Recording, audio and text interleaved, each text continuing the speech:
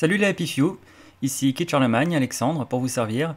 Et on se retrouve aujourd'hui pour un nouveau podcast qui sera consacré, comme son titre l'indique, au PAL. PAL, c'est un acronyme pour pile à lire. Et donc cela désigne en fait bien cette montagne plus ou moins grande de bouquins qui s'accumulent en fait dans nos bibliothèques, ou alors parfois quand on n'a même plus la place de les ranger tellement on en a voilà, par terre ou dans un coin. Alors, ce sujet des pales, il découle directement d'un sujet que j'ai traité précédemment, juste avant celui-là. Je vous y renvoie d'ailleurs, hein, du coup, sur la chaîne, qui est celui du temps de lecture, hein. La lecture et le temps, à la recherche du temps de lecture. Et évidemment, voilà, la pale découle de ce sujet, puisque, eh bien, forcément, quand on manque de temps pour lire, et que, admettons, on achète plus de livres qu'on en a vraiment le temps de lire, eh bien, la conséquence logique, fatale, c'est qu'on a une pile à lire qui grandit, qui s'accumule. Voilà, donc c'est pour ça qu'il y a une corrélation entre les deux sujets. Les personnes qui manquent de temps pour lire, qui ne prennent pas le temps de lire, mais qui en revanche achètent des livres, eh bien, vont se retrouver avec une pile à lire importante. Et plus cette pile à lire est importante, plus effectivement, donc ça révèle non seulement qu'ils n'ont pas le temps de lire, ou alors qu'ils ne prennent pas le temps de lire, parce que peut-être qu'ils l'ont ce temps, mais que ils priorisent d'autres choses, et donc là, ça révèle moins un manque de temps réel que une question de priorité. Donc, mais ça révèle aussi du coup qu'ils achètent beaucoup de livres. Et on le sait, c'est plus facile et plus rapide d'acheter des livres que de les lire. Acheter des livres, ça ça peut vous prendre seulement 5-10 minutes. Admettons que vous preniez votre temps dans la dans la librairie, pardon, pas la bibliothèque, dans la librairie, eh bien, enfin ça peut être une bibliothèque, d'ailleurs je dis ça en fait, peut-être que vous avez des piles à lire de bouquins empruntés. Mais la contrainte de l'emprunt, qui est une contrainte de temps, hein, on doit rendre le livre au bout d'un moment, limite cet aspect pile à lire. En bibliothèque, on ne peut pas vraiment avoir de pile à lire, en tout cas chez soi, puisque les livres, il faut les rendre beaucoup trop vite, hein. Un livre emprunté est un livre qui doit être lu sous peu. Voilà. Mais en revanche, c'est vrai que l'achat, bon, une fois que le livre est là, il est à nous, etc. Là, effectivement, on a des piles à lire. Et donc, bah, oui, ça prend entre 5 et allez, 15, 20, 30 minutes pour acheter des livres. Et en seulement 15 minutes d'achat dans une librairie, pour peu qu'on sache ce qu'on veut, ou alors qu'on ait le coup de cœur facile et qu'on fasse de l'achat compulsif, hein, ce dont il va être question en partie dans ce podcast, hein, ça va être un des sujets forcément, l'achat compulsif de livres, qui est la cause principale, on va dire, de l'existence des pales. Voilà, cet achat compulsif, si vous avez l'argent, admettons, hein, si vous avez le budget, vous pouvez vous retrouver avec 100 euros de bouquins, hein, donc selon le type de bouquin que vous achetez, ça représente en gros 5 à 7 livres de type livres nouveaux, récents, etc. Les livres qui coûtent 15-20 euros, mais ça peut aussi représenter du coup une bonne dizaine de livres de poche, ou même plus, hein, presque une douzaine, quinzaine de livres de poche classiques, hein, qui coûtent seulement entre 5 et 7, 8, 9 euros. Donc voilà, et je parle même pas avec des livres à tout petit prix comme les Librio, comme les Mille et une nuits, les éditions comme ça. Là, on peut faire un carton pour 100 euros, on peut en avoir plein. Donc vous pouvez retrouver comme ça avec une quinzaine de livres en seulement 15-30 minutes d'achat, de visite dans une librairie, vous ressortez de là avec une pile de 15-20 livres. Voilà, si vous mettez l'argent. Donc tout ça, ça vous a pris que 30 minutes à acheter. Un peu plus d'argent en revanche, ça vous a coûté beaucoup en argent, moins en temps mais beaucoup en argent. La lecture, ça va être l'inverse du coup, ça va être le processus inverse. Ça ne va vous coûter plus du tout d'argent, puisque la transaction est faite, c'est payé, hein, vous n'aurez pas de frais supplémentaires de lecture. Mais en revanche, ça va vous coûter beaucoup de temps. Et là, le temps, c'est marrant, ça se dépense beaucoup moins facilement. Et par définition, petite la palissade, le temps, ça prend du temps. Voilà, ça va vous demander une dépense de temps importante. Imaginez, du coup, selon le nombre de pages des livres, une pile à lire d'environ 10-15 ouvrages, en admettant qu'ils ont minimum chacun entre 300 et 500 pages, hein, voilà, pour faire une grosse moyenne. Et que, encore une fois, je fais allusion au précédent podcast, hein, que je vais pas voilà, résumer ou comment refaire ici, hein, donc je vous y renvoie, mais avec une vitesse de lecture en gros où vous faites du 40 à l'heure, hein, pour prendre une bonne moyenne bien vraiment pas mal, vous faites du 40 pages à l'heure, et ben même en faisant une bonne vitesse, hein, même si vous êtes mettons rapide, vous faites du 60 pages à l'heure, donc ça vous lisez une page par minute, eh bien il va quand même falloir vous les faire, hein, les 15 fois 300 pages ou les 15 fois 500 pages que ça représente, hein, vous vous rendez compte, hein, on est voilà, sur du minimum 5000 pages et quelques, etc., même plus encore. Donc voilà, donc de toute façon, vous avez 5000 bornes à faire, hein, ou imaginons 10 000, je sais pas. vous faites du 60 km/h, hein, de 60 pages à l'heure, hein, donc c'est déjà rapide en plus, eh bien, le temps est incompressible, hein, que vous le vouliez ou non, il va falloir un paquet de temps pour lire tout ça. Vous ne pouvez pas aller plus vite que votre temps de lecture, que le temps d'assimilation des informations, de prendre le temps d'apprécier, etc. Donc les pales, c'est quand même, voilà, ces piles de livres, en fait, elles représentent un temps. Elles ne représentent pas que de l'argent, un achat, une compulsion d'achat et le budget qui va avec. Faut avoir les moyens d'avoir des piles à lire. Si on achète beaucoup de livres d'un seul coup, c'est aussi comme soit qu'on a les moyens, soit que si on ne les a pas, on décide de sacrifier beaucoup de choses, voilà, de se serrer un peu la ceinture pour acheter des livres. Hein. C'est une déclaration d'amour au livre, en tout cas au moins à l'objet, à défaut peut-être du texte. Et en tout cas, le texte, si on a vraiment cet amour sincère qui va avec du texte et qu'on veut vraiment les lire, eh bien là, il va y avoir un investissement de temps qui est important, qui va être le nerf de la guerre. Hein. J'employais cette expression déjà dans le précédent podcast, et qui va être l'enjeu pour réduire cette pile à lire. Parce que la pile à lire, l'objectif a priori, c'est qu'elle disparaisse. Une pile à lire, le but c'est qu'elle ne reste pas. Une pile à lire, normalement, est un objet de frustration, plus qu'un fétiche. Normalement, c'est ah, j'ai encore tout ça à lire, il faut vraiment que j'en vienne à bout, il faut que je sois à jour de mes lectures. Alors, le il faut, on y reviendra aussi, parce que ce il faut, il me pose problème. Moi, je déteste le il faut en lecture. D'ailleurs, j'ai fait 2 podcasts, encore une fois, non, je fais beaucoup d'autopromotion aujourd'hui. Voilà, j'ai fait faut-il lire, hein, il faut lire pour l'interrogation, j'ai répondu oui dans l'un et j'ai répondu non dans l'autre. D'ailleurs, le non est plus important que le oui, peut-être, je ne sais pas.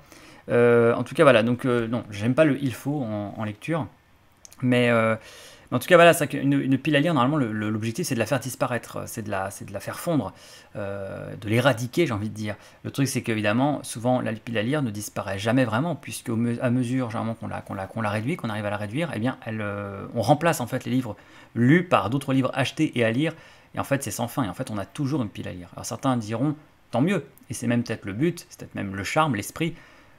Tant mieux, tant qu'on a une pile à lire, c'est qu'on a des choses à lire. Imaginez qu'on arrive à une pile à lire complètement éradiquée, qu'on n'ait plus de livres à lire. Voilà. Alors, là, je ferai une différence. Il y a la pile à lire matérielle. Effectivement, on a des livres qui sont matériellement présents, qu'on a achetés, qu'on s'est procurés, et il faut les avoir, enfin, il faut les avoir lus. On se fait un devoir de lire, on veut les lire, on tient vraiment à les lire. Et il y a une palle, on va dire, entre guillemets, de l'ordre mental, en quelque sorte. C'est-à-dire qu'on n'est pas obligé d'acheter les livres. La palle, elle peut être dans la tête, genre, ah tiens, il faut que je lise ça, tiens, oui, je voulais lire ça aussi. Vous pouvez avoir un document. Hein, un document, vous avez, en gros, une liste, plutôt, du coup, c'est pas une palle, hein, c'est une liste, une liste des livres à lire. Et donc, voilà, donc, pourquoi les pales, en fait, hein, pourquoi on ne se contente pas comme ça de ce listing de livres à lire, ou alors simplement de l'avoir dans notre tête, mais non, vraiment, on se procure les livres bien en amont, bien à l'avance de leur lecture effective. Pourquoi on les accumule, pourquoi même on diffère leur lecture aussi longtemps, et donc pourquoi ça reste comme ça dans un coin pendant longtemps. Ça trahit des problèmes de motivation. Donc en gros, on n'est pas vraiment motivé pour lire ce qu'on a acheté, on s'en lasse. Le livre perd instantanément son charme dès qu'il a été acheté. Un peu comme vous savez, il y a ça il y a ce phénomène-là dans plein d'autres modes de consommation. Hein. On achète des vêtements, on ne les porte jamais. Hein. On a craqué sur un truc en magasin, et puis on est arrivé, en fait, on le portera jamais. On ne sait pas pourquoi, on ne sait plus pourquoi on a acheté ça, ou alors finalement, une fois arrivé, ça nous fait plus, voilà, jamais la motivation vient pour le porter, l'essayer. Ça peut venir pour les jeux vidéo. Hein. Les gamers sont coutumiers du fait. En fait, tout ça, ça renvoie aussi à des méthodes de consommation, hein, des modes de consommation, des attitudes en fait matérialistes, hein, aussi. Donc voilà, la palle en fait, elle recouvre beaucoup de problématiques aussi bien donc de lecture pure que de consommation de façon générale, de temps, d'intérêt, etc. Donc voilà, sujet intéressant qui m'a souvent, moi, intrigué, hein, interpellé. La palle, c'est un phénomène, parce qu'on peut parler de phénomène qui m'interpelle forcément en tant que littéraire, parce que c'est un terme que je connais depuis pas si longtemps que ça. Moi, j'ai découvert le terme palle sur les réseaux sociaux, sur Twitter, à la faveur de hashtags comme Vendredi Lecture, qui marche pas mal, et le Vendredi Lecture, qui est souvent top tweet le vendredi. Eh bien, voilà, on voit souvent, c'est souvent l'occasion en fait, de voir les lecteurs partager leurs pales, justement, voilà, voir les piles de livres comme ça. Moi, je découvre le terme comme ça, je trouve ça un peu ringard comme terme. Voici ma palle, c'est ma palle. Voilà, les piles à lire. Mais au-delà du terme lui-même, du phénomène, c'est vrai que ça me posait des questions, parce que je regardais le contenu des pales déjà. Qu'est-ce qu'il y a dans une pale? C'est quoi la pale des gens aussi? Parce qu'il y a pas voilà, il y a des sortes de pales, du coup, qui reflètent les goûts de chacun, leur lecture, et en l'occurrence leur non-lecture, parce que rappelons qu'une pale, ce sont des livres à lire, pas des livres qui ont été lus. Hein. C'est pas une pile lue, c'est une pile à lire. Et ça, pareil, hein, c'est une nuance sur laquelle moi j'aimerais bien m'arrêter, parce que pourquoi on s'intéresse aux piles à lire et on s'intéresse pas plus aux piles lues? Voilà, pourquoi on ne fait pas plus des bilans de lecture du mois? Tiens, voilà ma pile lue, ça c'est lu, c'est fait. Au moins là, vous montrez un accomplissement plutôt. Et pourquoi on fantasme comme ça sur la pile à lire? Pourquoi on se projette plutôt sans savoir jamais si les gens sont vraiment allés au bout de leur lecture, si vraiment ils ont fini par lire leur truc, comment ça se passe, etc. Donc, ouais, c'est un phénomène qui interpelle. Et donc, voilà, bon, bah, si vous avez peut-être rencontré ça sur les réseaux sociaux, parce que voilà, ça a pris une certaine ampleur sur Instagram, sur Twitter, hein, sur les comptes littéraires qui circulent, sur YouTube aussi, hein, ma pile à lire, tout ça. Pile à lire du mois de juin, pile à lire du mois de mai, pile à lire globalement. Voilà. Donc c'est assez intéressant et comme phénomène. Moi, ça m'a parfois laissé perplexe, j'avoue. Euh, et en même temps, voilà, c'est un phénomène auquel moi-même je n'échappe pas. Enfin, je suis concerné par les piles à lire. J'ai toujours eu des piles à lire, moi aussi, si on va par là. Donc c'est un phénomène. Moi, je me défausse pas de ça, hein.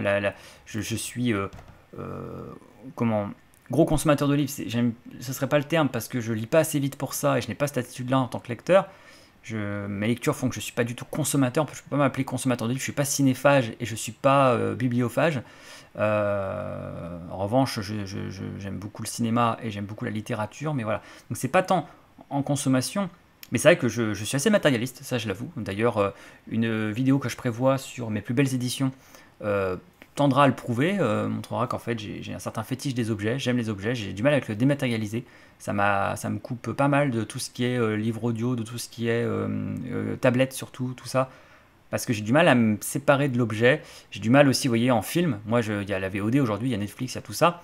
Eh bien, c'est vrai que je reste très attaché, quand j'aime vraiment un film, eh bien, au support, le boîtier du DVD, le coffret.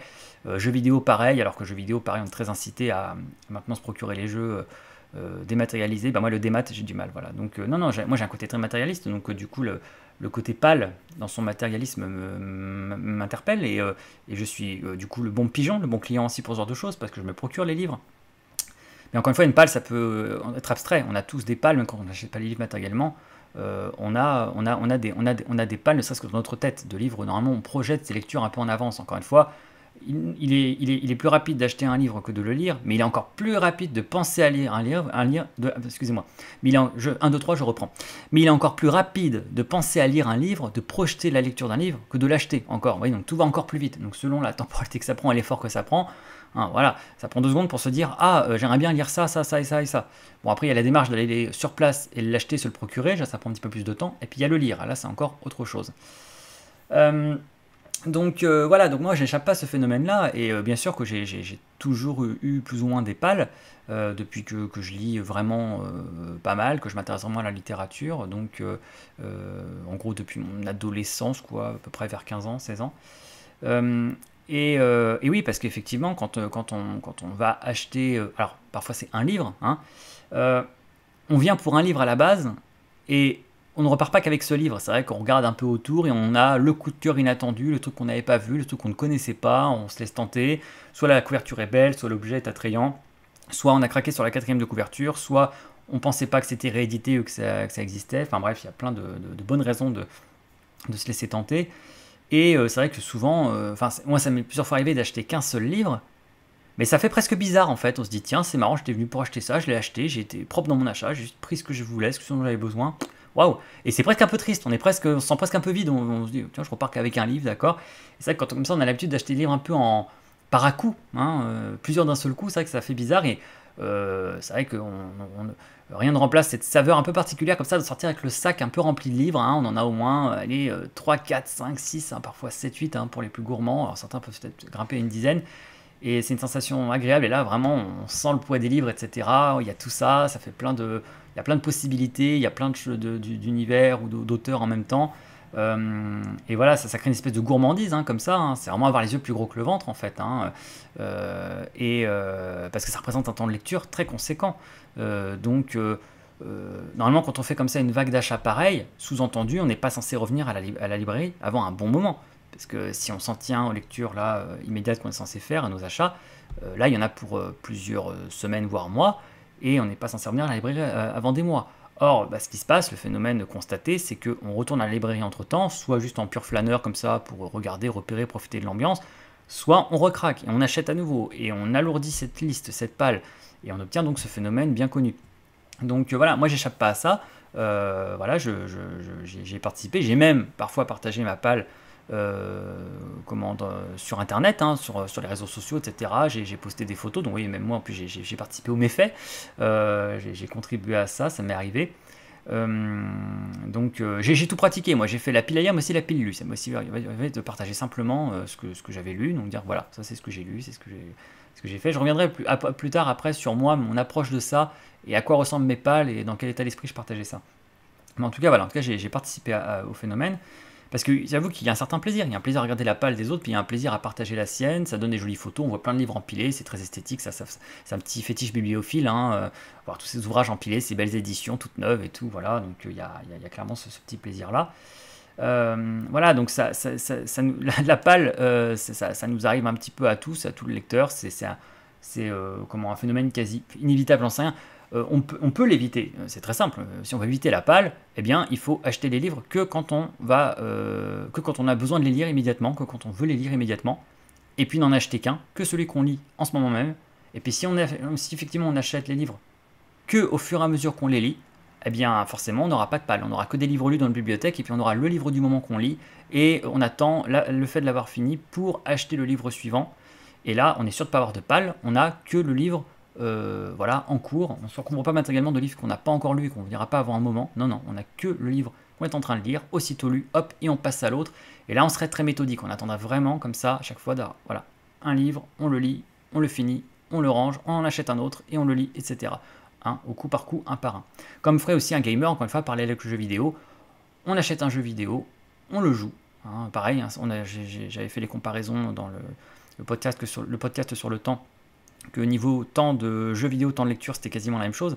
Hein, un jeu vidéo, ça dure pour les plus courts, 4-8 heures, pour les moyennes, une dizaine d'heures, voire quinzaine d'heures. Et pour les plus gros jeux, on peut tabler sur une quarantaine d'heures, pour ceux qui ont un scénario défini, achevé, hein, pas pour ceux qui sont en durée limitée, les jeux en ligne, etc. Donc voilà, quand les gens disent que c'est énorme pour un livre, une quinzaine d'heures, une vingtaine d'heures, une quarantaine d'heures, tu te rends compte, bah non, bah tu passes le même temps sur un jeu vidéo, voire encore plus. Donc ce n'est pas énorme, c'est juste que en relativité, comme tu n'aimes pas lire, comme tu es répugné par la lecture, tu prends peur sur 8 heures de lecture, alors que toi tu enchaînes 40 heures de jeu vidéo, tu t'es même pas rendu compte. Voilà, donc bon, je ne vais pas revenir là-dessus, on avait parlé lors du podcast sur le temps.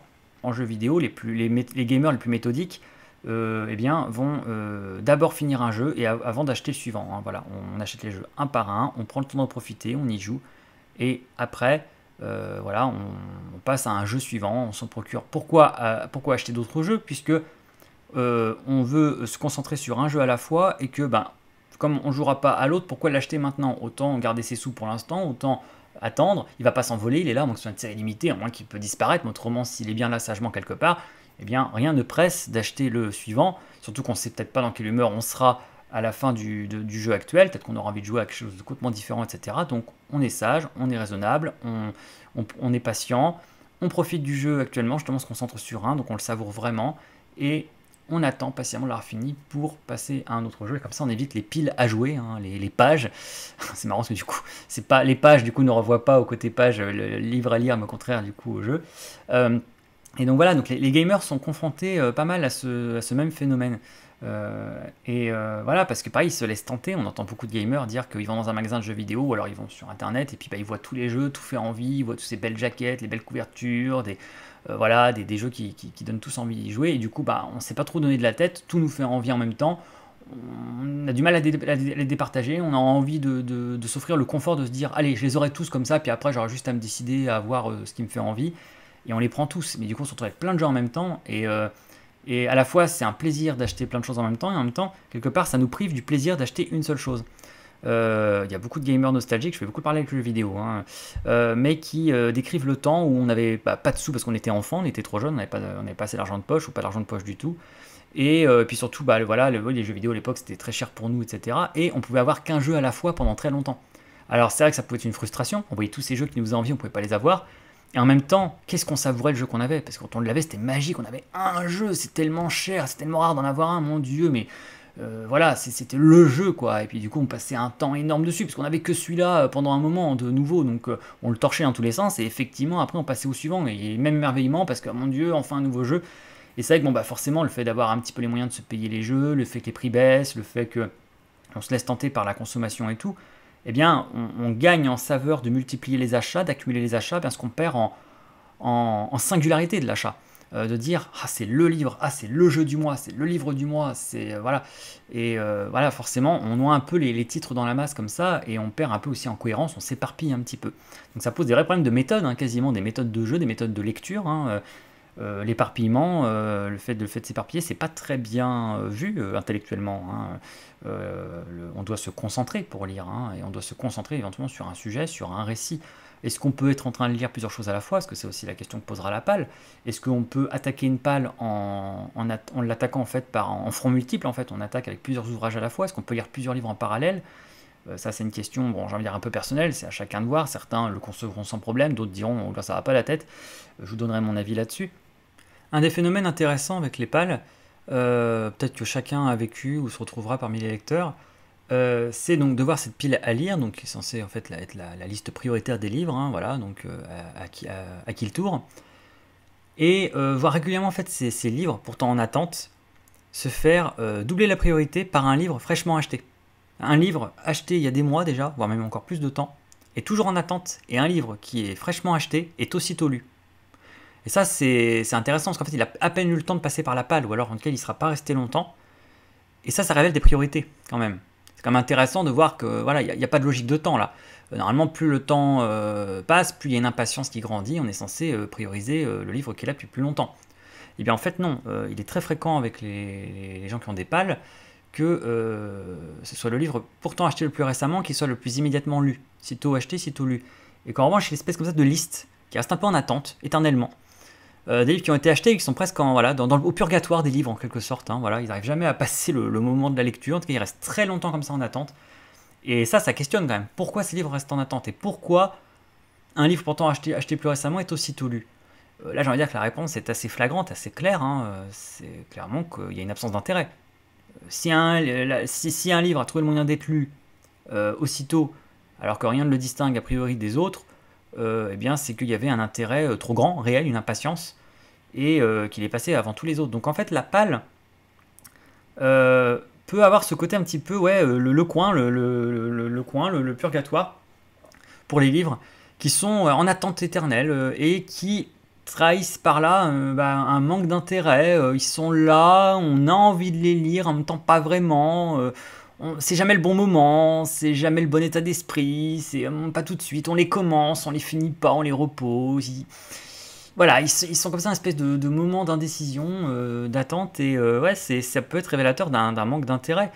Et d'où le fait qu'il n'est pas étonnant en fait que souvent dans les pales, on retrouve ces ouvrages que les gens achètent plus, parfois, enfin comment, soit par impulsion, voilà, et puis en fait, le charme est rompu immédiatement dès que le livre est acheté, dès qu'ils arrivent, et en fait, pourquoi j'ai acheté ça? Ou alors, moi, il me fait plus envie. Ou alors parce qu'il faut les lire.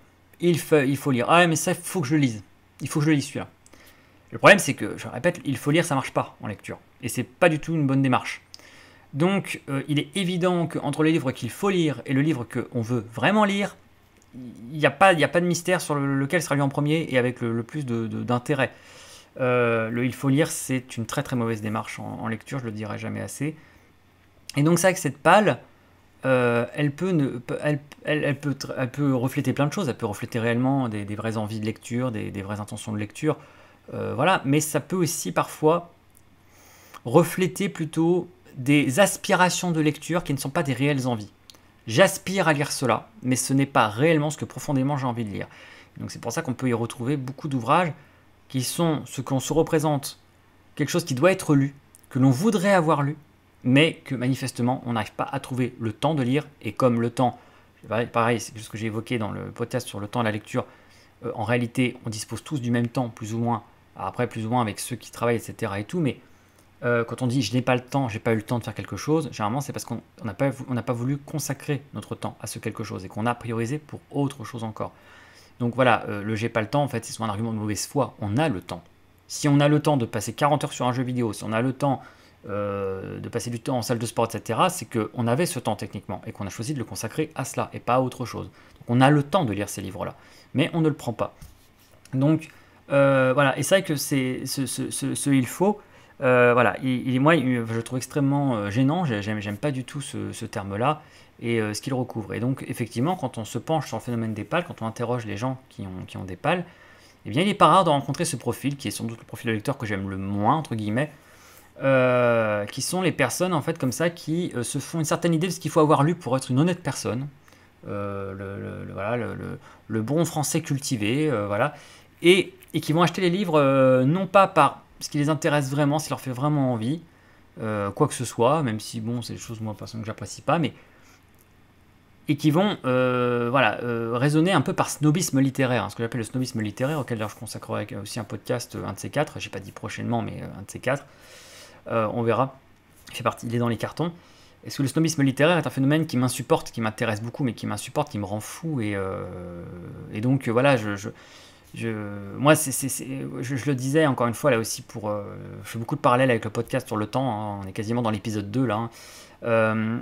Voilà, moi je disais bien dans le podcast sur lecture et le temps que pour moi le pire n'était pas les gens qui lisaient pas du tout, qui décidaient qu'ils n'avaient pas eu tout le temps pour la lecture, que c'était pas une activité à laquelle ils voulaient consacrer du temps. Pour moi, il n'y a pas de souci, je conçois très bien, il ne faut pas lire, il n'y a pas de il faut lire. Non, pour moi les pires, c'est les personnes qui trichent, qui veulent pouvoir se vanter d'avoir lu, qui veulent se vanter de connaître tel ouvrage, mais qui ne veulent pas lui consacrer le temps qu'il demande. Et du coup, qui cherchent des moyens de contourner cela, de tricher, des usurpateurs, des snobs. Ils veulent le prestige de la lecture, mais ils ne veulent pas mettre les mains dans la boue, ils ne veulent pas y passer le temps nécessaire, comme les personnes qui voudraient avoir une musculature importante, mais qui ne veulent pas aller à la muscu, faire le travail nécessaire, passer le temps nécessaire pour entretenir leur corps. Donc c'est de la triche, c'est de l'usurpation, et c'est de la vanité. Voilà, donc cette vanité, voilà, ça c'est vraiment ce qui me gêne. Je préfère encore quelqu'un qui ne lit pas du tout et qui l'assume, qui dit moi ça m'intéresse pas, voilà, moi mes sentiments intéressants ailleurs, au moins il prétend pas à autre chose que ce qu'il est, que les personnes comme ça qui essaient de tirer des deux côtés, hein, voilà. Et c'est ce que les pales peuvent refléter. Les pales peuvent avoir un petit côté un peu ostentatoire, un peu gênant. Parce qu'après tout, pourquoi on montre sa pale et surtout, quelle fierté il y a à ce qu'elle soit aussi longue. Ça, c'est paradoxal. Après tout, concrètement, une pale, ce que ça veut dire, c'est que vous achetez plus de livres que vous n'en lisez. Et donc, plus une pale est grande, plus ça veut dire que vous achetez trop de livres par rapport à ce que vous lisez. Donc, il n'y a clairement pas de quoi se vanter. C'est même un petit peu presque gênant ou honteux, quoi. On pourrait avoir un peu honte, hein, dire ah ouais, quand même, ça montre juste que je surconsomme des livres, j'achète beaucoup de livres, mais je les lis pas. C'est un peu compromettant, limite, une pale. Une pale, normalement, plus elle serait petite, plus ce serait flatteur ou valorisant, puisque ça veut dire que on présume pas trop de ses forces, qu'on fait pas trop d'accumulation compulsive de livres, voilà, on se contente de ce qu'on veut vraiment lire, et surtout, en tout cas, que ça avance bien. Et c'est étonnant en fait, cette espèce de concours comme ça à la pale, à qui aura la plus longue, hein, en fait, hein, qui aura la plus grosse, hein, pour, vous voyez, comme quoi on retrouve un concours de bites à concours de pales. Finalement, voilà, hein, il n'y a qu'un pas, hein, les pales, hein, parfois c'est un petit peu le concours de top des littéraires, hein, qui a la plus longue, hein, qui a la plus grosse. Mais c'est quand même étonnant pour quelque chose qui ne reflète pas ce que vous avez accompli, ce que vous avez lu, mais quelque chose qui est seulement ce que vous comptez éventuellement accomplir, qui ne prouve pas que vous arriverez à le faire. C'est quand même étonnant comme ça de comparer ces performances, de se valoriser sur non pas ce qu'on a fait, mais ce que l'on aspire à faire, qui reste quand même purement vos fantasmes et votre imagination pour l'instant, jusqu'à preuve du contraire, jusqu'à ce que vous le fassiez. Donc c'est étonnant comme ça qu'on mette des enjeux quasiment de fierté sur quelque chose comme ça d'aussi qui tient tant de la vanité finalement. Il y a un côté un peu vantard parfois. Regardez tous les livres que j'ai, regardez ce que je compte là, vous avez vu ma palle, comme elle est grosse, comme elle est belle. Oui, c'est beau, c'est gros, mais déjà, est-ce que tu vas avoir le temps de lire tout ça? Est-ce que tu vas le prendre ce temps? En combien de temps justement? Est-ce que tu vas aller au bout de cette palle? Et qu'est-ce que tu en retiendras? Donc il y a plein de questions comme ça qui se posent et donc qui trahissent quasiment, qui démasquent l'aspect quasi superficiel de l'exercice. C'est un peu superficiel une palle. C'est beaucoup de... Voilà, il y a un petit côté m'as-tu vu, un petit côté ostentatoire, et donc qui tient un peu du snobisme parfois. Et ça marche beaucoup aussi, entre autres, en effet, sur les classiques. Moi, quand je vois des pales de classiques, parfois, je me questionne, je me dis, est-ce que c'est vraiment quelqu'un qui aime ça? Est-ce que c'est comme moi, sa passion, la littérature classique, c'est vraiment le genre littéraire, voilà, comment les chefs-d'œuvre de la littérature, c'est vraiment ce qui lui parle, ce qui lui fait envie, tout ça. Est-ce qu'il les lit vraiment ou est-ce que ça va rester une palle? Et est-ce que du coup, c'est histoire d'aligner des beaux titres prestigieux les uns à côté des autres pour montrer, regardez ce que j'ai dans ma bibliothèque, regardez ce que j'aimerais lire, ce que je compte lire, à lire? Ou alors, est-ce que c'est une démarche à moitié masochiste, voilà, masochiste et snob, qui consiste à se forcer à lire des choses qu'en réalité, au fond, on n'a pas vraiment envie de lire, qu'on n'aime pas vraiment, mais pour pouvoir dire je l'ai lu avec l'idée qu'on se fait d'un bagage intellectuel, culturel, ce qui est la pire chose qu'on puisse faire à des livres en fait, et à toute œuvre culturelle en fait. Enfin, si on les réduit à quelque chose qu'il faut avoir lu, qu'il faut avoir vu pour être quelqu'un de bien, de fréquentable, un honnête homme, une honnête femme, etc. Enfin, ça se veut flatteur, en fait, ça l'est absolument pas. C'est carrément insultant pour les œuvres, en fait. Ça les réduit à une espèce de monnaie d'échange culturel, voilà, pour se valoriser. On achète ses titres de noblesse, en quelque sorte. Hein. J'achète mes titres de noblesse intellectuelle en prenant un certain temps pour lire ces bouquins, en les ayant achetés. En fait, j'essaie un petit peu de me construire un petit CV un peu artificiel. Mais à quoi bon si ça ne vous parle pas profondément, si c'est pas profondément ce que vous aimez, ce que vous recherchez, si c'est juste pour dire tiens, ça c'est lu, ça c'est fait. Bon, bah c'est bien, écoutez, très bien, vous avez lu ça. Bon, bah. euh, enfin, le bénéfice, c'est quand même. C'est quoi? Pour briller quelques secondes à la machine à café, c'est cher payé quand même, hein, autant d'heures de lecture. Et pour en retirer si peu, au fond, de véritable plaisir, de véritable inspiration, de véritable impact sur votre personnalité, sur vos affects, sur votre psychologie, sur vos choix de vie, vous êtes fait peut-être éventuellement des amis littéraires, entre guillemets, ça, au sens vous êtes fait ami avec un auteur. Voilà, portez ça en vous. Enfin. Donc, ouais, voilà, donc la pâle peut avoir quelque chose de très superficiel, de très snob, de vaniteux. D'ailleurs, c'est intéressant parce qu'en fait, en peinture, une vanité, c'est un étalage d'objets. La vanité, c'est un peu la nature morte des objets. Hein. Vous faites une accumulation comme ça d'objets et vous la représentez en peinture, c'est une vanité. Donc c'est intéressant parce qu'en fait, une pâle, c'est une vanité. Accumuler comme ça des livres, les photographier un peu esthétiquement, regardez, c'est une vanité à la fois sur un plan pictural, mais aussi sur un plan moral. Parce qu'en fait, vous faites œuvre éventuellement de vanité. Vous cherchez l'approbation d'autrui, vous cherchez à tirer une estime de vous-même d'après les regards extérieurs qui vont voilà, contempler les ouvrages que vous avez accumulés et votre projection de lecture. Encore une fois, c'est pas ce que vous avez lu, c'est ce que vous comptez lire. Mais c'est comme si en fait on regardait ces livres-là et par un simple coup d'œil, en photographiant ça, on a immédiatement intériorisé les livres. Voilà, bon bah c'est fait. S'il suffisait d'acheter les livres ou de les regarder pour les avoir lus, ce serait magnifique. Hein. On gagnerait un temps fou. Ce serait comme dans Matrix, hein, on aurait le téléchargement immédiat du livre. Hop, je l'ai lu. Oui, en même temps, ça vous a coûté 2 secondes de téléchargement, ce serait magnifique. Mais non, la lecture, ça se mérite. Hein. C'est comme beaucoup de choses, comme la musculation. Il n'y a pas de formule magique pour développer son corps. Il faut du travail et du temps. Bah, pareil pour la lecture, il n'y a pas de mystère. Et voilà, et donc la pâle n'est qu'une projection. C'est comme si vous montriez dans un livre, voilà, regarde, ça c'est comment je veux que mon corps ressemble. À quoi je veux que mon corps ressemble. Bah c'est bien, écoute, c'est une belle projection. Bah maintenant au travail. Et voilà, donc c'est vrai que les pâles ont pu parfois m'inspirer une certaine méfiance, une certaine perplexité. Parce que moi je sais ce que je fais avec les miennes, je sais comment je fonctionne avec les miennes, ce à quoi je vais venir dans un instant. Mais je ne sais pas ce que font les autres. Et donc parfois il y a les gens, je me suis un peu méfié, ou j'ai trouvé ça un peu suspect, je dis est-ce que vraiment il va les lire? Pourquoi il lit ça? Pourquoi ça part dans tous les sens? Pourquoi les thématiques sont aussi différentes les unes les autres, les auteurs aussi différents les uns les autres? Il n'y a aucune cohérence intellectuelle dans cette pâle. Alors est-ce qu'une pâle est obligée d'être cohérente intellectuellement? On a vrai aussi, l'éclectisme est un droit, évidemment, et même quelque chose qui a son charme énormément. Mais c'est vrai que ça peut aussi paraître bizarre, c'est-à-dire, mais attends, ça part dans tous les sens, il y a aucune, je vois pas le lien entre tous ces livres-là. Qu'est-ce qu'il recherche? C'est quoi c'est lire pour lire ou il y a une idée derrière, etc. Est-ce que les lectures sont problématisées en quelque sorte? Parce que finalement, une bibliographie n'est rien d'autre qu'une pâle en quelque sorte, hein, quand en tout cas les ouvrages n'ont pas encore été lus.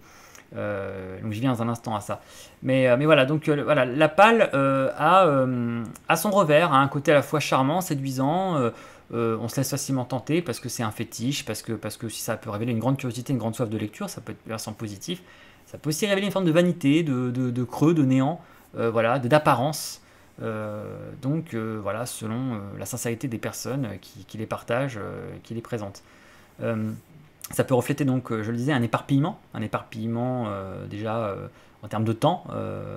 On accumule beaucoup trop de lectures par rapport au temps que ça représente et on achète plus vite qu'on ne lit, trop vite. Un éparpillement intellectuel quasiment, parce qu'en fait, parfois les livres, encore une fois, ils n'ont rien à voir les uns avec les autres, donc ça, on se demande, c'est un peu hétéroclite, on se dit mais c'est quoi cette histoire, ça va où tout ça, voilà, et ça peut être un éparpillement en fait en termes de cumulation de lecture en même temps. Voilà, donc ça c'est aussi une autre question, parce que la PAL, quelle est la méthode en fait? Est-ce que c'est un par un qu'on élimine les livres, hein, une fois qu'ils ont été achetés, qu'on a une certaine accumulation, est-ce qu'on les lit un par un? Ou alors est-ce qu'on entame plusieurs livres en même temps? Est-ce que en fait on va lire plusieurs livres en parallèle? Alors forcément, de toute façon le temps n'y échappe pas, le temps nécessaire sera passé sur un livre. Un livre qu'il faut 15 heures en gros pour lire, que vous le lisiez d'un seul coup lui tout seul, ou alors que vous le lisiez en même temps que d'autres, vous passerez les 15 heures dessus. Seulement les 15 heures seront lues plus rapidement si vous ne lisez que lui parce que vous êtes concentré sur lui. Si vous lisez les 15 heures parallèlement à d'autres 15 heures d'un autre livre ou à d'autres 10 heures d'un autre livre, eh bien voilà, forcément vous allez diluer ce temps, vous allez l'étaler. Voilà, mais vous n'échapperez pas à ce temps de lecture. Et donc, ça, les lectures cumulées, les lectures en même temps, j'ai envie de dire, c'est à chacun de voir. Certains vont pas le concevoir, vont dire que c'est inconcevable, que c'est n'importe quoi. D'autres vont dire bah non, c'est non seulement c'est pourquoi pas, non seulement c'est bien, mais même moi j'en ai besoin. Moi je peux pas rester concentré que sur un livre. J'aime bien papillonner un petit peu. J'aime bien en avoir deux ou trois en parallèle en gros pour un peu varier les ambiances selon mon humeur du soir ou du matin. Tiens, là j'ai envie de reprendre le roman. Tiens, j'ai envie de reprendre l'essai. Tiens, j'ai envie de reprendre ça. Donc voilà, c'est un choix. Moi j'ai envie de dire tant qu'on arrive à gérer en fait le rythme en quelque sorte, à les lire, bah en fait si ça marche en fait, bah ça marche, hein, si ça nous convient. Encore une fois c'est très personnel. Moi personnellement je suis pas fan du procédé et j'ai même pas besoin en fait d'être fan ou pas intellectuellement, j'ai juste que en fait j'arrive pas à le faire.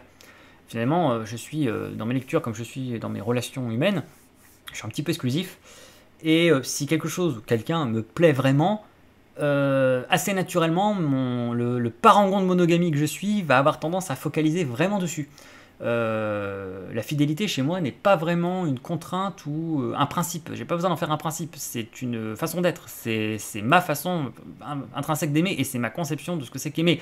Aimer, c'est choisir. Aimer est une élection. Aimer est une forme d'exclusivité. Donc, pour moi, par définition, si j'aime, ça peut être une œuvre d'art ou quelqu'un, l'exclusivité va avec parce que comme j'aime cette personne, je ne vais m'intéresser qu'à cette personne. Et c'est bien pour ça que je l'aime. Et donc, c'est pas un effort de ne pas m'intéresser aux autres, c'est que les autres ne m'intéressent vraiment plus. Voilà. Et donc, c'est un petit peu ça pour les livres. Moi, si vraiment le livre me fait tant que ça envie, si vraiment c'est lui maintenant que j'ai envie de lire, même si, admettons, j'ai commencé un peu à papillonner à côté, à lire, vous voyez, un papillonneur, on peut se parler avec les relations humaines ou amoureuses, au bout d'un moment, en fait, par la force des choses, un livre va gagner, un livre va l'emporter sur les autres et va focaliser mon attention. Et c'est en plus comme ça, il me semble, moi, que je vais vraiment l'apprécier. Parce que voilà, on est concentré sur lui, on ne se laisse pas un peu parasiter par un autre univers, par d'autres idées, on est vraiment sur lui. Voilà, là, moi, au moment où j'enregistre ce podcast, par rapport à la recherche du temps perdu, qui est pourtant une grande aventure, on pourrait dire, bah, la recherche du temps perdu entre deux volumes, il faudra quand même faire une petite pause, tout ça. Alors moi, je ressens absolument pas le besoin de faire une pause entre deux volumes du temps perdu, de la recherche du temps perdu. Quand j'en ai fini un, j'ai qu'une hâte, c'est d'enchaîner sur l'autre, parce que je veux la suite, parce que ça m'intéresse, parce que voilà, je veux vraiment poursuivre cette aventure incroyable, parce que voilà, j'ai soif de la suite des idées, de la suite des sentiments qui seront décrits, et que j'en ai besoin, que ça m'intéresse, que c'est vraiment voilà, le truc qui me captive sur l'instant. Et donc, bah, ça a éliminé toutes mes autres lectures en fait. Ça a écarté, ça a tout mis de côté, même des choses parfois que je prévoyais de lire depuis plus longtemps que j'avais avant. Mais là, voilà, c'est sur ça que je suis concentré sur ça. Donc, moi personnellement, ma façon d'être et de lire, font que j'ai du mal avec l'éparpillement. En plus, c'est une attitude pas forcément toujours recommandée intellectuellement. Je sais que des philosophes comme Sénèque, un peu Schopenhauer aussi, il me semble, ce ne sont pas des gens qui aiment beaucoup l'éparpillement comme ça de lecture. Je sais que Sénèque n'aime pas du tout ça. Il pense qu'il faut se concentrer sur une chose à la fois, etc. Il pense que c'est pas très très bien, c'est pas très bon signe déjà de la part de la personne, mais c'est pas très très bien comme méthode comme ça de partir dans tous les sens, de lire un peu plusieurs choses à la fois. Non, non, c'est une chose à la fois, on se concentre dessus, on va au bout du truc et après on peut passer à la suite. Alors ça fait un peu contraignant, mais encore une fois, si vraiment les choses vous intéressent, c'est pas une contrainte. Moi, la contrainte serait au contraire de me forcer à lire plusieurs choses en même temps, alors qu'il y en a une en ce moment qui m'intéresse, c'est une seule. Voilà, donc encore une fois, c'est une façon d'être, c'est à chacun de voir. Moi, en tout cas, je suis plutôt partisan du fait de lire une chose à la fois. Voilà, on peut avoir une palle, mais en revanche, la palle se liquide volume par volume et non pas plusieurs volumes en même temps. Voilà, moi j'ai eu des périodes, attention, encore une fois, j'ai eu ces moments comme ça où je lisais un peu plusieurs choses à la fois, mais il faut quand même le dire, moi personnellement, en tout cas, c'était révélateur du fait que à ce moment précis, je n'avais rien qui me faisait fondamentalement envie et que comme je n'avais pas d'évidence, j'avais pas d'intime conviction de lecture. Bah oui, du coup, je papillonnais. Vous voyez, encore une fois, c'est comme quand vous n'êtes pas amoureux, hors de l'état amoureux, vous êtes un petit peu plus sujet au papillonnage, un peu plus cœur d'artichaut, parce que quand vous n'avez pas d'objet d'élection absolu, bah vous vous dispersez un peu plus facilement, etc. Vous laissez plus rapidement distraire. Mais tout cela disparaît quand quelque chose vous intéresse vraiment. Donc j'ai eu des moments comme ça où je lisais plusieurs choses à la fois. Et j'avançais un peu en parallèle comme ça avec deux trois livres en même temps, mais ça n'a jamais trop duré, ça m'a jamais beaucoup plu. Ça n'a pas été des grands moments de lecture parce que ça trahissait, ça révélait le fait que rien ne me passionnait fondamentalement actuellement. Que je lisais un peu pour lire, chose de toute façon que j'ai très peu fait de lire pour lire. Donc moi ça m'est assez peu arrivé, ça n'a jamais été très bon signe. C'était pas, voilà, très très. Ouais, c'était pas un bon indicateur. Voilà, bon, moi ça c'est mon avis, certains diront voilà, qu'au contraire, eux, ils aiment bien, ils ont besoin comme ça d'avoir deux, trois lectures en parallèle, très différentes, pour pouvoir comme ça varier les plaisirs, et presque comme un effet de pédalage en fait, de vélo, d'avancer en fait de l'une à l'autre comme ça, par une dynamique. En changeant les ambiances, en fait, ça les aide en fait à avancer, alors qu'ils se lasseraient très vite s'ils se concentraient sur un. Pourquoi pas? Franchement, encore une fois, tant que c'est efficace, tant que ça donne du plaisir, que l'assimilation fonctionne bien, hein, qu'on arrive bien à intégrer les livres, parce que si on lit dans le vide, voilà, ça sert à rien. Et voilà, ça procure du plaisir, c'est efficace, aussi bien en termes de lecture des livres, au niveau du temps, tout ça, on arrive à avancer, et qu'en plus on assimile, bah en fait, rien à dire, quoi, hein. Là, c'est vraiment à chacun de voir. Mais si ça disperse en revanche l'effort, l'attention, etc., là, ça montre qu'en fait, ça marche pas très très bien, hein. Voilà ce que pensait par exemple quelqu'un comme Sénèque. Euh, Justement, pour continuer en fait un petit peu avec mon exemple, hein, je me permets, hein, voilà, comme je suis à l'initiative de ce podcast, je vous partage moi mon expérience, comment ça fonctionne pour moi, et puis bah, à vous de me dire dans les commentaires, n'hésitez pas à me partager vous votre relation à cela. Mais moi, en fait, les pales,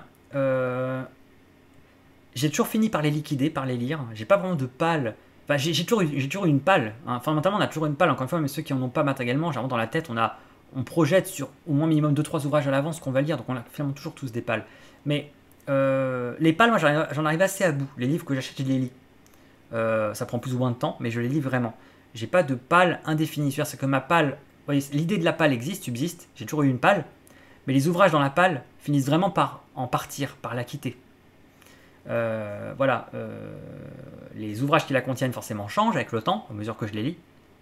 Donc la pale subsiste, mais ces ouvrages-là, je les lis vraiment. Je n'ai pas d'exemple de pale éternelle, d'ouvrages qui sont éternellement coincés dans la dimension de la pale, hein, dans le purgatoire. Ce qui est plutôt bon signe, encore une fois, ce qui est important. Je m'inquiéterais sinon je dirais attends, ce livre-là, c'est pas normal, il est dans ma pale depuis des années. Comment ça se fait? J'étais tuteur en l'achetant, peut-être qu'il m'intéressait pas réellement. Pourquoi je l'ai acheté du coup? Qu'est-ce qui m'a pris? C'est une impulsion d'achat? C'était pour faire genre? Non, c'est pas du tout moi. Alors, c'est pas du tout mon genre justement, et tout ce que je déteste. Mais voilà, pourquoi du coup je l'ai acheté? J'ai regretté peut-être après, etc. Donc non, je lis mes pales. Voilà, je me souviens qu'à l'époque j'avais partagé des pales autour de justement de Baudelaire, etc. Parce que j'étais à l'époque en train de faire mes recherches sur Baudelaire, de découvrir son œuvre, etc. Bah, j'ai tout lu. Moi j'ai lu l'œuvre intégrale de Baudelaire, j'ai lu les 4 Pléiades, là, les deux œuvres intégrales et puis les deux correspondances. J'ai lu tous les essais, etc. Donc j'ai tout lu. Ma palle sur Baudelaire, elle est entièrement lue, assimilée, etc. Puis j'ai même pu en produire des vidéos, donc extraire ça et produire quelque chose de cela. Voilà, c'est un exemple. Et justement, vous voyez, là, quand je disais mes lectures sur Baudelaire, ça révèle un peu mon approche des choses. Je parlais tout à l'heure de bibliographie. En fait, moi, mes pales, ce sont des bibliographies, en gros. Et là, ça change pas mal les choses, parce que moi, c'est ça que j'aime bien les pales problématisées. C'est pour ça que j'essaie tout à l'heure que ça m'intriguait, les pales qui partent dans tous les sens, qui n'ont pas de cohérence. On se demande où elles vont, on se demande pourquoi tous ces livres, qu'est-ce qu'ils ont à voir les uns avec les autres, qu'est-ce qu'on recherche, etc. Peut-être juste, certains diraient du plaisir pour le plaisir à lire, oui, bon, effectivement, c'est suffisant, j'imagine. C'est ça que moi, ça ne suffit pas. Généralement, je cherche quelque chose dans les livres que je lis. Je ne les lis pas pour les lire, ni parce qu'il faut, surtout pas, ni parce que ça fait bien, surtout pas. J'ai rien à prouver. J'ai pas, voilà, je suis pas dans ce snobisme-là ou cette affiche-là. Non, c'est que quelque chose en eux m'intéresse, que je recherche éventuellement. Des informations éventuellement, un type de sentiment, des idées, une sensibilité, une histoire éventuellement, mais en tout cas quelque chose. Et donc, comme ma lecture est motivée, vous voyez, c'est le terme justement révélateur, ma lecture est motivée par une intention, par quelque chose que je recherche, ça la rend d'autant plus tentante. Ça me permet d'échapper d'autant plus au phénomène d'être désintéressé du livre. Non, il m'intéresse, c'est bien pour ça que je me le suis procuré. Je cherche quelque chose là. Il n'est pas là pour rien. Je ne vais pas le lire pour le lire. Et en fait, quand j'achète mes livres, généralement c'est par vague. Et effectivement, ça peut être plusieurs d'un seul coup. Donc je les achète beaucoup à l'avance. Moi aussi, j'ai des pales. Et en fait, ces pales ne sont rien d'autre que ma bibliographie en fait. Je fonctionne beaucoup par bibliographie depuis maintenant des années. C'est-à-dire que je lis par période. un certain nombre d'ouvrages et qui correspondent en fait à une sorte de cycle, à une sorte de thématique, de thème auquel je m'intéresse. Donc si on va par là, j'ai une bibliographie sur Baudelaire, mais cette bibliographie sur Baudelaire a débouché sur une bibliographie consacrée à la solitude, à la misanthropie, au pessimisme. Donc là, du coup, c'est là que j'ai lu Schopenhauer, que j'ai lu Nietzsche, que j'ai lu Les Décadents, etc. Voilà, donc du coup, ça ouvre comme ça une large bibliographie d'ouvrages sélectionnés autour d'une thématique. Donc tout ça, ça a été lu. Toute cette bibliographie-là, ce que j'appelle la bibliographie Baudelaire House, du nom du docu-fiction sur lequel je travaillais, eh bien, elle est entièrement lue. Elle représentait, je ne sais plus, une soixantaine d'ouvrages. Ça, c'est entièrement lu. Et donc depuis, je suis passé à d'autres bibliographies, d'autres thèmes. La prostitution, les courtisanes. Alors ça, c'est encore en cours de lecture, j'ai pas tout fini encore. J'ai pas encore attaqué tout ce qui est la partie essai. Mais par contre, la partie roman, j'ai quasiment tout lu là. Tous les romans de courtisanes que je voulais lire sur les prostituées, sur la prostitution. En fait, il m'en manque très peu. J'ai pas encore tout lu, mais il m'en manque assez peu. Et voilà, j'ai dû me les procurer. Donc parfois, j'en ai acheté pas mal par à coup, mais surtout avec des pales de 15-20 ouvrages, pas même parfois plus, parce que parfois, en gros, ma biblio, je l'achète en quelques mois. Et je me retrouve effectivement avec une soixantaine d'ouvrages. En fait, c'est assez vite acheté, entre guillemets. Vous mettez un budget par mois sur ça, alors il faut mettre les sous, hein, ça demande un peu quelques sacrifices quand on n'a pas beaucoup d'argent. Donc toute la différence en fait avec ce type de pale en fait problématisée, hein, la pale en fait reflète une problématique, une question que vous voulez explorer, une question que vous vous posez. Alors, ça peut être sur la jalousie, tiens je vais explorer la notion de jalousie, ce que j'ai fait avec un certain nombre de livres aussi. Explorer l'amour. Alors là, vous n'êtes pas rendu, parce qu'il y a beaucoup de choses sur l'amour, mais ça dépend. Vous avez peut-être un angle particulier sur l'amour. Donc, en effet, l'amour jaloux, l'amour passion, l'amour malheureux, etc. Là, encore une fois, c'est très large avec la littérature, mais donc la prostitution, les courtisanes, le pessimisme, la beauté, enfin, voilà. Et donc, une pale déjà problématisée, thématisée, c'est déjà très différent. C'est différent parce que déjà, elle va être cohérente. On va bien voir que les ouvrages, en fait, ont tous plus ou moins un rapport les uns avec les autres. En fait, il y a un point commun, il y a un thème commun. Et ça rend en fait la pale en fait plus intelligible entre guillemets, c'est-à-dire on se la représente mieux, et on se représente mieux en fait l'itinéraire, parce que c'est un itinéraire intellectuel en fait, hein, comment on va passer d'un ouvrage à l'autre, il y a quelque chose qui les relie. C'est pas des livres éparpillés les uns voilà, auprès des autres, on n'a aucun rapport les uns avec les autres, alors c'est sûr c'est très éclectique hein, comme méthode, mais là en revanche il y a vraiment quelque chose qui les unit, quelle que soit leur époque ou leur auteur, etc. Et en fait cette approche méthodique déjà révèle de la part de la personne qui constitue cette pale une démarche beaucoup plus réfléchie. C'est sûr que là, voilà, c'est pas juste des livres achetés parce que la couverture est jolie ou juste au coup de cœur comme ça. Et il y a vraiment une intention derrière déjà qui précède l'achat, qui précède la démarche d'achat des livres et leur lecture. Et ça peut être un indicateur plus rassurant, plus fiable sur le fait que ces livres risquent vraiment d'être lus. Parce que là, ils ont été achetés pour une raison précise, une motivation pour un projet, et ils ont une utilité, entre guillemets, c'est-à-dire qu'il y a quelque chose à en extraire. Ils contiennent des informations dont la personne a vraiment besoin, qu'elle recherche, ne serait-ce qu'une ambiance, des thèmes et tout.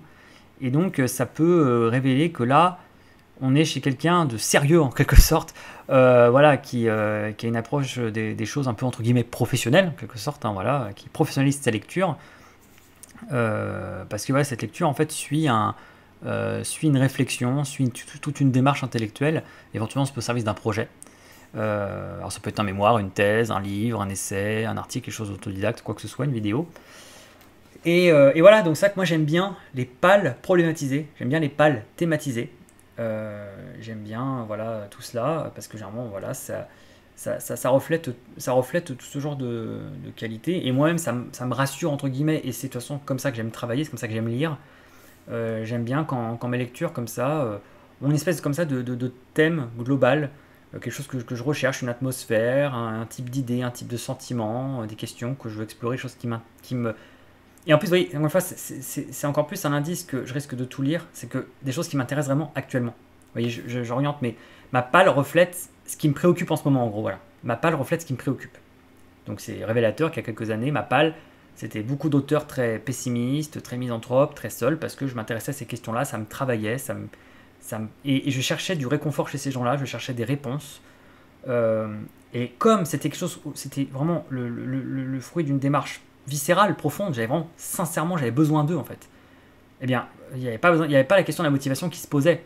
Les livres, ils sont pas restés bien longtemps en pale en fait. Je les ai vraiment lus. Ça m'a pris du temps. Évidemment, c'était plus facile, plus rapide à acheter qu'à lire, mais je les ai lus parce qu'il y avait vraiment une envie, une motivation. J'avais besoin d'eux. Et bah, c'est pareil en fait encore aujourd'hui avec les pales que j'ai. Et donc même une aventure littéraire énorme comme La Recherche du temps perdu de Proust qui représente plus de 3000 pages, donc, qui est un cycle en elle-même en fait quelque sorte. C'est déjà une pale. La Recherche du temps perdu de Proust, c'est une pale en elle-même, puisque c'est 7 volumes. Il y a 7 volumes de Recherche du temps perdu qui sont quand même assez conséquents chacun. Donc on peut dire que c'est une pale en soi, Proust. Mais cette pale au sein d'une pale plus globale, qui est une pale en fait, qui est en gros celle que j'ai constituée, une bibliographie, une pale thématique autour de l'amour et de la jalousie, des thèmes extrêmement présents chez Proust, mais j'ai trouvé d'autres choses aussi très intéressantes chez lui. Euh, eh bien, j'ai tellement besoin de lire ça, c'est tellement des choses qui me préoccupent en ce moment, qui me taraudent, qui me travaillent, où j'ai besoin de réponses, j'ai aussi besoin de réconfort, et j'ai besoin de ça aussi en tant que nutriment intellectuel pour alimenter des projets que j'ai, en fait que la motivation se fait d'elle-même. J'ai évidemment envie de lire tout ça, j'ai même besoin de lire tout ça. Et du coup, bien sûr que les livres sont lus, bien sûr que les livres sont sitôt procurés, sitôt lus. Et voilà, certains sont plus longs que d'autres. Ah oui, moi, j'échappe quand même pas au phénomène que j'ai décrit précédemment. Oui, il y a des livres qui sont dans ma palle techniquement depuis plus longtemps, même au sein de ma palle thématique, de ma palle problématisée, et qui pourtant attendent encore leur tour, alors que des livres achetés plus récemment ou découverts plus récemment, dont Proust, eh bien, ont été lus aussitôt. Bah, ça, c'est les mystères de la motivation, effectivement. Des livres, je sais que voilà, j'ai envie de les lire vraiment, ça m'intéresse, mais il faut croire qu'une envie supérieure a pris le dessus, c'est tout. Voilà, c'est aussi simple que ça. Mais ils sont là vraiment parce que j'en ai envie. Et ceux qui sont là parce qu'il le faut, entre guillemets, c'est pas il le faut sur un plan de vanité, de m'as-tu vu, de dire oh, il faut avoir lu ça. Ils sont là parce qu'il me les faut, parce que effectivement des informations qui sont dedans, j'en ai vraiment besoin. Mais vous voyez, le il le faut reflète un besoin. Le il le faut ne reflète pas une vanité, ne reflète pas un truc superficiel de oh il faudrait que j'ai lu ça pour le principe de. Non, c'est pas pour le principe de. Il faut que j'ai lu ça, même si c'est pas ce qui m'intéresse le plus, parce que j'en ai besoin. Il y a un truc dedans qui est important pour moi, pour mon projet, etc. Voilà. Donc moi je trouve que le côté obscur de la pale, c'est le m'as-tu vu, la vanité, et de l'autre côté l'éparpillement intellectuel. Ces deux choses-là sont conjurées effectivement par le principe de la pale plus problématisé. Quand vos lectures, vous savez pourquoi vous lisez les choses, etc. Parce que là, du coup, il n'y a pas de question de m'as-tu vu. Vous lisez ça parce que vous en avez vraiment besoin, ça vous tient à cœur. Et il n'y a pas de problème d'éparpillement parce que même quand les livres partent dans tous les sens en apparence, en réalité, ils sont reliés par un même thème. Quelque chose les relie entre eux. Un sujet, une thématique, une notion. Donc voilà, c'est cette approche de la lecture problématisée qui n'est pas faite pour tout le monde, que je préconise pas, je fais pas de prosélytisme, je dis pas que tout le monde devrait faire comme ça, que c'est à chacun de voir selon lui comment il fonctionne, sa sensibilité, sa façon de faire, etc. Mais juste qu'en tout cas moi, c'est comme ça que j'ai réussi à contourner les deux principaux problèmes que pose une pale. Voilà, ce qui peuvent être les deux écueils des pales. Mais pour moi, les pires pales du monde et les pires raisons d'être d'une pale, ce sont ces ouvrages qui sont en pale, précisément parce qu'il n'y a pas la motivation réelle pour les lire, pas pour rien qu'ils sont en pile à lire, et qu'ils ne sont pas dans la pile lue. Ils sont dans la pile à lire parce qu'au fond, la personne, ça trahit son manque d'intérêt réel pour ces livres, elle les a achetés. Alors, allez savoir pourquoi. Mais parce qu'elle a jugé qu'il fallait les acheter ou qu'elle voulait les acheter comme ça pour des raisons un peu obscures. Et le fait qu'ils attendent trop longtemps est mauvais signe, entre guillemets, montre un intérêt modéré, voire absent. Et donc, c'est-à-dire qu'il y a autre chose que l'intérêt qui a dicté l'achat des livres, et là, on peut très vite entrer dans des raisons très superficielles et très vaniteuses. Et ça, je déteste. Et ça, je pense que c'est très mauvais. C'est mauvais pour la personne, c'est un peu masochiste. C'est mauvais sur un plan moral, ça fait très superficiel de sa part. Et c'est mauvais, globalement, ça fait pas de bien à la littérature de faire ça, en fait. Je pense pas que les écrivains comme Stendhal, Flaubert, Proust, Zola, même des plus anciens encore, Ovide, etc., Platon, j'en sais rien, ils n'ont pas écrit des choses pour que des gens les achètent pour s'acheter une réputation, pour s'acheter un air fréquentable, pour s'acheter un brevet de fréquentabilité intellectuelle, pour s'acheter un certain prestige, et pour les mettre joliment sans bibliothèque, sans les toucher, sans les lire, quoi. Voilà, ce n'est pas l'usage des livres, ce n'est pas pour ça que les textes ont été écrits. C'est pas voilà, ça fait du tort en fait. Ça fait du tort vraiment. Moi, je trouve que ces gens-là font un tort monstrueux à la littérature, à la culture. Ils détournent en fait la fonction en quelque sorte de tout ça, et ils lui font un tort énorme. Donc non, il ne faut pas lire. Je reviens décidément à ce refrain. Il ne faut pas lire. Voilà, si vous n'avez aucune raison de lire quoi que ce soit, si vous n'avez pas l'envie réelle et la sincérité, ce n'est même pas la peine. Vous ferez du tort à vous et à l'ouvrage. Et voilà, et pourquoi? Pour impressionner des gens minables, pour pour quelques minutes de gloriole, pour vous donner une contenance, enfin mais n'importe quoi, enfin c'est une superficialité, une vanité incroyable. Et ça, ce sont les pires pales, et ce sont les pires motivations pour une pale. Et voilà, et donc bah, de toute façon les gens ça les intéresse pas, ça le révèle. Le truc pourrit pendant des années dans la pale, parce qu'au fond ça ne les intéresse pas réellement, et qu'ils attendent le moment où ils vont dire allez je me motive, ah, il faudrait quand même que j'ai lu ça, il faut quand même que j'ai lu Madame Bovary quand même, ce serait quand même bien que j'ai lu ça une fois dans ma vie, il faut l'avoir lu quand même, il faut l'avoir lu, mais il faut quoi, enfin c'est, il faut par rapport à qui, par rapport à quoi, et qu'est-ce qu'on recherche vraiment en faisant ça, qu'est-ce qu'on cherche à se prouver, quel est l'intérêt. De toute façon si ça ne vous intéresse pas de base, vous pourrez l'avoir lu, vous ne comprendrez même pas pourquoi il fallait l'avoir lu, parce que comme vous n'apprécierez pas le texte, sauf agréable surprise, vous vous demanderez pourquoi pourquoi il fallait l'avoir lu de base. Mais c'est chiant ce truc-là en fait, pourquoi il faut l'avoir lu. Bah, peut-être que ça l'est chiant, et si ça ne l'est pas, c'est juste qu'en tout cas pour vous ça n'avait aucun intérêt. Voilà, donc non, vraiment, voilà, les pales de pure vanité, c'est vraiment l'ennemi pour moi, c'est à proscrire. Et voilà, donc vive les pales, mais les pales qu'on va vraiment lire, les piles à lire, et non pas sous-entendu il faut lire, mais les piles qu'on a envie de lire, et c'est vrai que voilà, on anticipe un petit peu le plaisir, on s'est un peu laissé aller au plaisir de l'objet, de l'achat de l'objet, etc., de l'accumulation éventuellement. C'est vrai que c'est beau, des livres les uns à côté des autres, c'est beau une accumulation de livres et tout. Euh, mais c'est encore plus beau, croyez-moi, une bibliothèque c'est déjà beau de base, mais une bibliothèque que vous avez lue, c'est encore plus beau. Croyez-moi, quand vous regardez des livres, déjà c'est joli esthétiquement, mais quand vous regardez tous ces livres et que vous les connaissez, que vous les avez lus, et que vous les avez adorés, que vous les aimez, bah, les voir tous les uns à côté des autres, dire j'ai lu ça, et c'est pas j'ai lu ça, ah trop bien, vous avez vu comme je suis cultivé, c'est j'ai lu ça, et il me rappelle tous des souvenirs, de, ah là celui-là, celui-là quelle découverte, celui-là quelle rencontre, ah, celui-là mais j'en retiens encore ça, etc. Vous la portez cette bibliothèque, elle n'est pas seulement dans votre champ de vision, elle est dans votre cœur, elle est dans votre âme, elle est en vous en fait, vous l'avez intériorisée complètement. Donc là, ça aura dit quelque chose de vous, là c'est important. Donc voilà, une bibliothèque finalement, quand elle a été lue, c'est rien d'autre qu'une pile lue. Ce n'est plus une pile à lire, hein. Une bibliothèque qui n'a pas été lue, c'est une grande pile à lire, et une bibliothèque lue, c'est une pile lue. Et moi je dis vive les piles lues, c'est bien de montrer ces piles à lire, ça peut être un côté motivant, voilà, etc. Ça peut aussi montrer un peu qu'on est au début d'une grande aventure de lecture qui nous attend, on a très hâte, on est un peu excité, etc. Ça peut être très bien.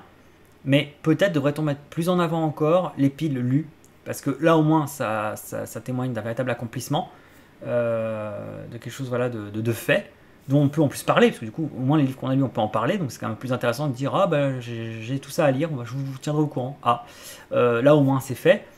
Et puis bah voilà, ça montre là vraiment c'est vrai, parce que vos hauts faits en quelque sorte, vos hauts faits littéraires, voilà ce que j'ai lu, voilà ce que j'ai été amené à explorer, à découvrir. Donc voilà, donc ça que peut-être moins de piles à lire, moins de pales et plus de PL, plus de piles lues, ce serait sympa. Et bah écoutez, je crois, il me semble, hein, que j'arrive au bout de ce que je voulais dire sur ce sujet, sur les pales.